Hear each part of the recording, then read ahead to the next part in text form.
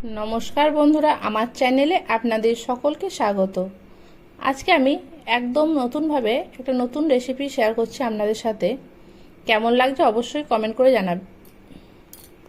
Soybean দিয়েও যে এত সুন্দর একটা রেসিপি বানানো যায়, না দেখলে বা না টেস্ট করলে বুঝতেই পারবেন না। তো এখানে প্রথমে কিছু সয়াবিন আমি গরম জলে ভিজিয়ে নিয়েছিলাম। তারপর কিছুক্ষণ পর জলটা নিকড়ে মিক্সার গ্রাইন্ডারের মধ্যে আমি ওটাকে পেস্ট করে নিলাম, জলটা ঝরিয়ে নিয়ে। তারপর এর মধ্যে দিয়ে দিলাম দুটো ডিম, একটু গন্ধরাজ লেবুটাকে গ্রেট করে দিয়েছি, চাইলে গন্ধরাজ লেবুর পাতাও দেওয়া যেতে পারে। এর মধ্যে দিয়ে দিলাম স্বাদ মতো লবণ, পেঁয়াজ কুচি, কাঁচা লঙ্কা কুচি। এখন এটা খুব ভালোভাবে মিশিয়ে নিতে হবে।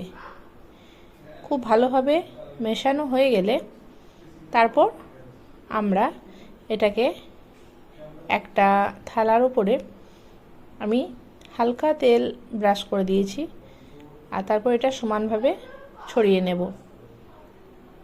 সমানভাবে ছড়ানো হয়ে গেলে গ্যাসের মধ্যে একটা পাত্রে আমি জল গরম করতে দিয়েছি, আর ওই জলের ওপরে থালাটা বসিয়ে ঢাকা দিয়ে দেব চেপে।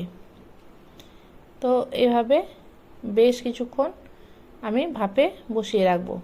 তারপর এটা যখন হয়ে যাবে এভাবে চৌকো চৌকো করে পিস করে কেটে নেব। তো এভাবে প্রত্যেকটা পিস আমি রেডি করে নিলাম। আর এদিকে একটা পাত্রে আমি বেশ কিছুটা পরিমাণ পোস্ত বেটে নিয়েছি। তারপর এটাকে একটা কৌটোর মধ্যে ঢেলে দিলাম পোস্ত বাটাটা। এর মধ্যে দিয়ে দিলাম পেঁয়াজ কুচি, কাঁচা লঙ্কা কুচি, স্বাদ মতো লবণ, টমেটো কুচি, আর দিয়ে দেব সর্ষের তেল, কাঁচা সর্ষের তেল অল্প পরিমাণে। এটা খুব ভালোভাবে মিক্স করে নেব। তারপর এর মধ্যে যে পিসগুলো কেটে রেখেছিলাম সেই পিসগুলোকে এর মধ্যে দিয়ে দেব। সয়াবিনের পিসগুলো এর মধ্যে দিয়ে দিলাম।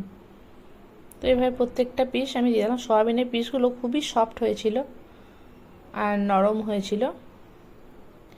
এখন ওপর থেকে আরেকটু সামান্য সর্ষের তেল দিয়ে দেব, আর তারপর টিফিন বক্সের ঢাকনাটা দিয়ে আমি কড়াইয়ের মধ্যে জল গরম করতে দিয়েছি, আর ওই মধ্যে টিফিন বক্সটা বসিয়ে দিলাম। প্রায় মিনিট 20 এটা ভাপে থাকলো। তারপর গ্যাস অফ করে কিছুক্ষণ পর ঢাকনাটা খুলে তৈরি হয়ে গেল আজকে আমার গন্ধরাজ সয়াবিনে পোস্ত ভাপা।